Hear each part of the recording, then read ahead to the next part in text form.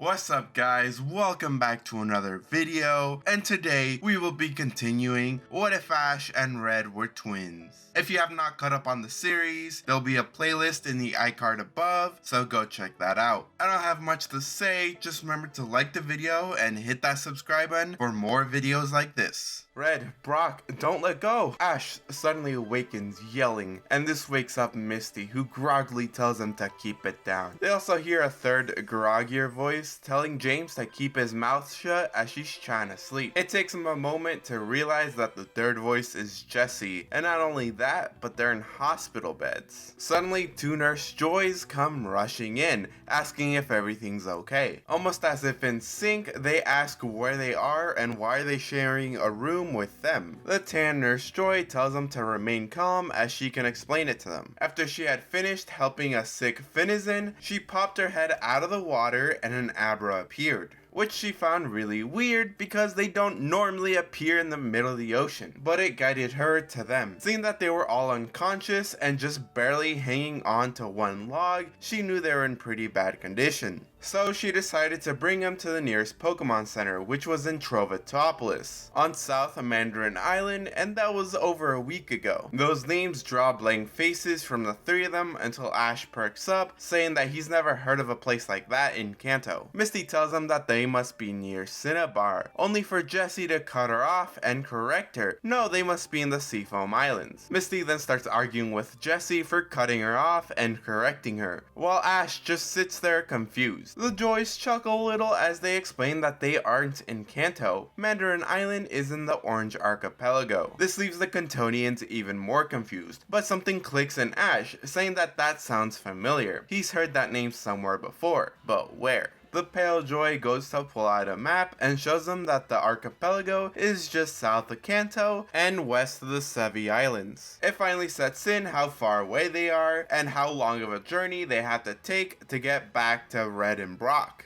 Jessie comments that she needs to get back to James and Meowth, or else they'll die without her there to lead them. The Pale Joy states that she'll need him to stay here a couple of days before she can clear him to go anywhere. Since they're gonna be in bed for a while, he might as well catch up with the others. Reaching into his pocket to get his Rotom phone, Ash realizes it's empty, and the young boy frantically starts to look through all of his pockets, coming to the realization that he doesn't have it. Ash asks Nurse Joy where it could possibly be. Joy just states that when her cousin brought them in, the only thing he had in his pocket was a malfunctioning Pokédex. Joy hands him the Pokédex and Ash presses a few buttons only for the screen to turn on for a second before turning back off. It seems like the amount of salt water it had absorbed was too much for it. Ash gets pretty pissed off before heading to the phone banks. Although it takes a minute, Professor Oak does answer, and he's so happy to see that Ash is okay. Through Oak, Ash is able to find out what came of the others. Upon hearing that Red is sick, he wants to give him a call. But first, Ash requests Oak to send him another Rotom phone and Pokédex. The professor tells him that he currently doesn't have a spare Rotom phone, but he can send him something else as a replacement. With the call over, he calls Red's phone only to have Brock pick up. The gym leader explains that Red is currently sleeping. He wakes up every now and then, but not very often. Knowing that Ash is extremely worried, Brock reassures him that Red has Joy and himself here to take care of him. This only calms the boy only a little, but perhaps enough for him to get some rest. After giving his goodbyes,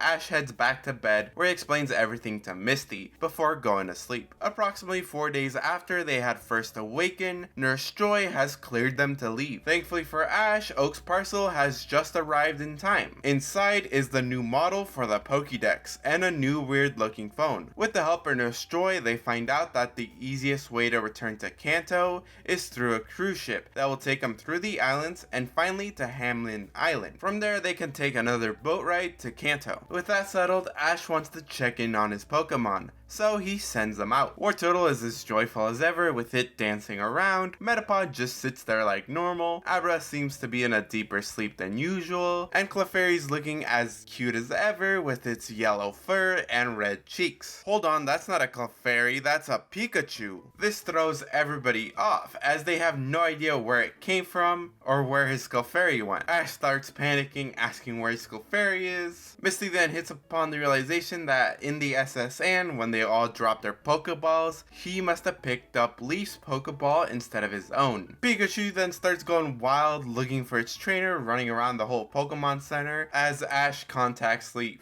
They catch up for a bit before they get to the main point of the conversation. It turns out that Leaf and Ash had switched Mons, and not only that, but it seems that someone has switched Gary's Pokemon for an Ekans. Hearing this, Jessie begins to think as she pulls out a ball, and out of it comes a Rhyhorn. Much like Pikachu, it starts to thrash around. After a moment of panic, Misty takes the ball and recalls it, only for Jessie to interrupt Ash's call, telling the Twerpette to get the other Twerp over here right now. She wants her Ekans back this instant. Leaf nervously chuckles as she goes to get him. Misty questions if Ekans is another Pokemon that she stole. Jessie very angrily and honestly yells at the Twerpette for suggesting that she stole her Ekans. Under her breath, she says that Ekans was a birthday present. About 5 minutes later, Gary appears, very annoyed that he had to take time of his day to do this. But while they get their trading stuff sorted, Ash and Leaf switch to a different phone. Now they can get back to swapping Pokemon. Leaf says it's a shame as Clefairy is so energetic and adorable, but she'll be happy to have her Pika back. Ash pretty much gives the same sentiment as he pulls out Pikachu's ball. He tries to recall the mouse, however he slaps the Pokeball out of Ash's hand. Ash confusingly asks if he doesn't want to go back to Leaf, and Pikachu pouts. Ash states that they know he doesn't want to go back into its ball, but it's only for a second. Leaf then starts to angrily yell at Pikachu from inside the computer to get back into its Pokeball so he can come back. Pikachu climbs on Ash's shoulder, sticks his tongue out, and just turns away from the computer, with Ash trying to reason with him. Joy then speaks up that if Pikachu doesn't want to return to its ball, it would be wrong to force it. Since both Misty and Ash plan to return to Kanto anyways, they can take Pikachu there without him being stuck in a ball. So how about they keep each other's Pokemon for the time being? Both Leaf and Ash give each other a look, before the young boy once again asks Pikachu if he'd be willing to go back into his ball. And predictably, Pikachu shakes its head. Both trainers remain quiet for a minute before agreeing to hold on to each other's Pokemon. Leaf tells Pikachu to be nice to Ash. The rodent Pokemon, however, doesn't even glance at Leaf, causing her to get mad again. Everyone chuckles as Ash tells Clefairy the same sort of thing. Meanwhile, it turns out that while they were sitting on their asses, Gary was out there training, so when he returns Ekans, it had fully evolved into an Arbok, who cries tears of joy at the fact that he's back with Jessie. As they head outside, Misty wonders what they should do until the ship departs, but not even 2 steps outside, and Jessie demands for them to give her their Pokemon. As she states that she's got a job to do with or without Jessie and Meowth. She then sends out an Eevee, while Ash brings out a Metapod, but before their battle can truly begin, 2 green tendrils pop out of a manhole cover. Both Vixen and Chrysalis are dragged into the sewers. While the group is in shock, one of the tentacles fixes the manhole cover. As soon as Ash is out of shock, he tries to go open the manhole, demanding whatever it was to give back his Metapod. Jessie and Misty then soon go to help. However, as they manage to remove it, a siren blares to life, as behind them a cop car shows up. Out of the cop car steps out Officer Jenny and 2 Team Rocket members. This leaves the 3 Kantonians in a state of confusion, unsure what to think.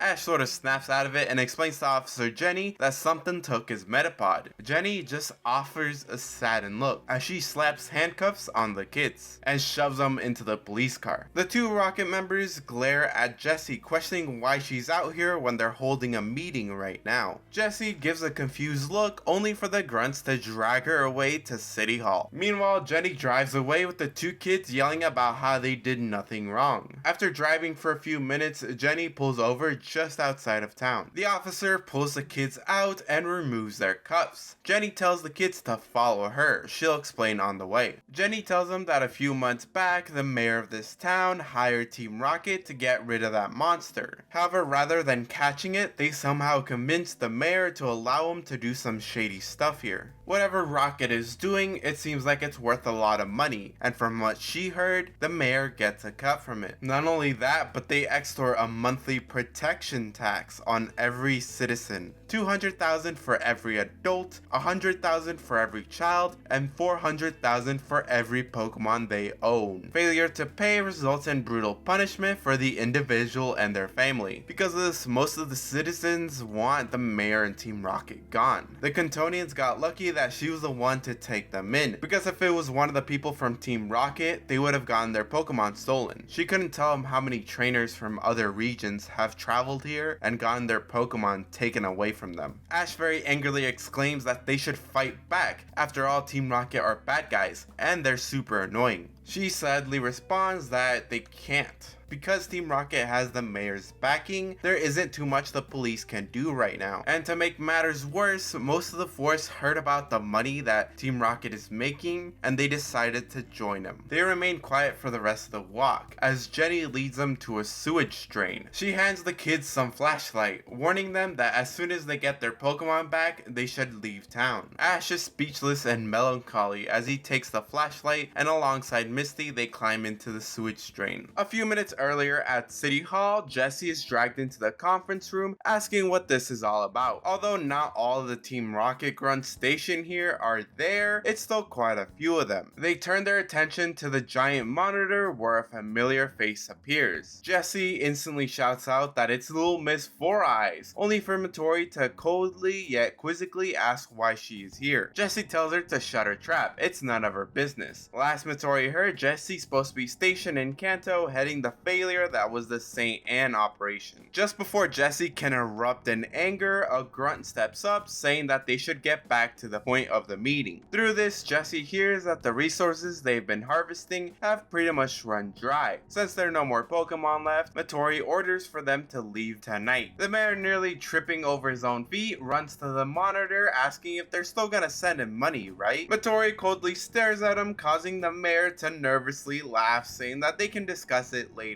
Back with our heroes, they've been walking down the sewers aimlessly. While walking, they do come across a Heliolisk, Spinarak, and a Patrat holding a bag. Before they can even question what kind of Pokemon they are, the Heliolisk opens its frills, releasing a blinding light, which our heroes aren't too happy about. After regaining their sight and seeing that the Pokemon have disappeared, they continue their journey. About half an hour later, they hear a deep, ominous bellow that echoes through the sewers. A bull emerged from the shadows, its massive body looming in the dim light. Its eyes are dark and fierce. Ash quickly pulls out his Pokédex and informs him that it's a Tauros of the Blaze variety. Hearing that it's a fighting fire type, Ash decides to fight it by sending out War Turtle, ordering it to use Water Pulse. But before the sphere can hit the bull, something jumps out of the water, taking the hit. When checking the Pokédex, it says that this one is fighting Water type, something Misty takes great interest in. She wants to catch this one, so she sends out her Oddish. Thus, the two battles get underway. Despite Taurus's large, intimidating stature, War Turtle isn't afraid, as the turtle can outmaneuver the bull. However, when Taurus does land an attack, despite the type disadvantage, it deals a lot of damage to War Turtle. Meanwhile, Misty is having even more trouble as her Oddish isn't the biggest battler. However, using Leech Seed and Absorb, Oddish is able to bring Taurus's health down low enough for Misty to catch it. As for Ash, that Tauros just won't stop. It's quite the battle for him, ending with Ash commanding War Turtle to use Water Pulse, then spin and use Aqua Jet, a little combination he likes to call the Pulse Jet. This combo clashes with Taurus's Flame Charge, and the resulting collision leaves both Pokemon unable to battle. Ash takes the opportunity to catch the bull. The celebration is cut short when out of the water pops out those tentacles again. One of them wraps around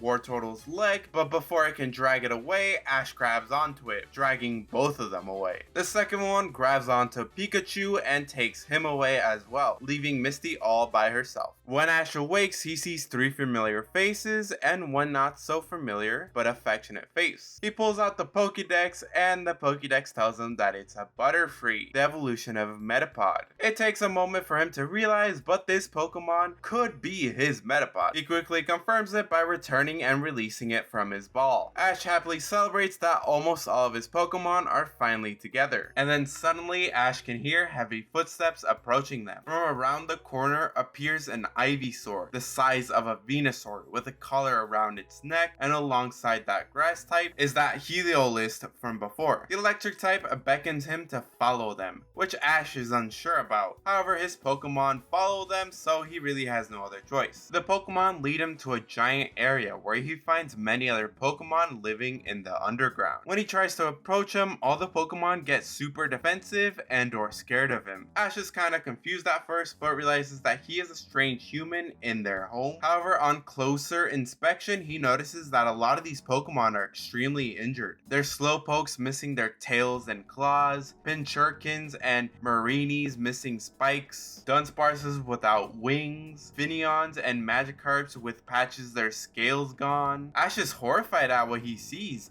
asking what happened to them. The Ivysaur reaches out its vines and pulls out a poster of the mayor and black cloth with a giant R on it. Team Rocket. It takes him a minute, but it sorta clicks in Ash's head what is happening here. The reason Ivysaur took Metapod and Eevee was because the Plantmon was trying to protect them from Team Rocket. The thought of Team Rocket doing something so inhumane makes his blood boil. He can't stand here knowing that. While recalling Wartortle and Butterfree, he states that he's gonna make them pay. If he remembers correctly, Team Rocket is at City Hall, and even though he doesn't know exactly where that is, it's not gonna stop him, so he runs off, only to be pulled back by one of Ivysaur's vines. It then gestures for Ash to follow it, and with no other option, he is forced to follow the seed Pokemon. After a few minutes of walking, Ash hears a familiar voice calling out for him. Of course, it's Misty, who is both relieved and angry to see him. After giving him an earful, she finally notices the huge-ass Ivysaur. After she's done freaking out, Ash tries to explain everything he knows thus far. This also really pisses her off too, exclaiming that they need to do something before she joins him in following Ivysaur. Not long after, Ivysaur stops and points upward. The grass type then charges up a solar beam. It unleashes the beam, creating a hole through the floor and straight into the sky. Using its vines, Ash and Misty are able to get up and realize that Ivysaur brought them straight to the Team Rocket meeting room. Although Ash is taken aback a little bit by the fact that everybody's staring at him, he still decides to tell them off for what they've been doing to the people and Pokemon of this city. Matori just coldly stares at the kid and tells the grunts to steal his Pokemon before cutting the call. Seeing that the Rocket grunts pull out their Pokemon, Ash and Misty do likewise. Thankfully, due to Butterfree's sleep powder, they're able to knock out about half of the grunts in one fell swoop. With Butterfree, Pikachu, most of Misty's Mon, and Ivysaur, they begin battling the remaining grunts. Meanwhile, during the commotion, Jessie is able to recall her Eevee and decides to slip out and leave, because no matter how things go, it'll be bad for her. If the twerps win, she might get arrested, but if Team Rocket wins, she'll have to do all the things Matori told her to do, and she'll be damned if she listens to Little Miss Four Eyes. The battle is a rough one, as many of May's Pokemon get knocked out, but ultimately our heroes come out victorious. While our heroes are making sure that the bad guys are out for the count, Ivysaur ends up finding the mayor in a corner, cowering in fear. He begs for them not to hurt him. It's all Team Rocket's fault. They all made him do this. The Ivysaur just stares down its previous trainer. With its eyes that were once full of love, is now just full of pity for him. Butterfree then comes by and puts the mayor to sleep. Before long, police sirens can be heard making their way there. Misty realizes that if the police found them here, they could be arrested again. So after a moment of deliberation, they decide to head back into the hole. Walking about 3 blocks away, they emerge from the sewers and head back to City Hall. When they arrive, they see a bunch of Rocket members being hauled into cop cars. They even spot the mayor being taken in. Glad that justice is finally being handed to him, they decide to leave it to the police and go to the the Pokemon Center. While Nurse Joy is taking their Pokemon, Ash makes a very special request. We then cut to the late evening when Nurse Joy is thanking them for putting a stop to that awful mayor and helping move those injured Pokemon to the Pokemon Center. Officer Jenny meanwhile says that she's still pretty mad that they would go and do that. Ash nervously chuckles, asking how did she know they did it. Jenny says that she did lead them to the sewers. There's a giant hole in City Hall that came from the sewers, and they're walking around with a giant Ivysaur. It's not very hard to put it together. But they did put a stop to most of Team Rocket, so she'll let it pass just this once. Misty's smile fades, asking what does she mean by most? Jenny informs them that not all of the grunts were there. It seems like some were able to get their stuff and skip town, but some is better than none, and hopefully when the Cantonians return, they'll have a new, better mayor. Ash tells Ivysaur to keep protecting the city like it has been doing. With one final goodbye, our duo board the ship and set sails for adventures in the Orange Archipelago. And that's where we're going to be leaving the story off for today. I hope you guys enjoyed this part because I certainly did. So the original plan was to have Ash go to a different region that wasn't the Orange Islands. It was originally going to be the side island from Pokken Tournament, but I realized that Abra teleporting them all the way there was a little too unrealistic, so I just settled for the Orange Islands. So for the time being, our little quartet will be split up. In the next part, you'll figure out what happens to Red and Brock in the Kanto region. Without much else to say, remember to hit the like button, comment down below what was your favorite part, and smash that subscribe button. And I'll see you guys next time.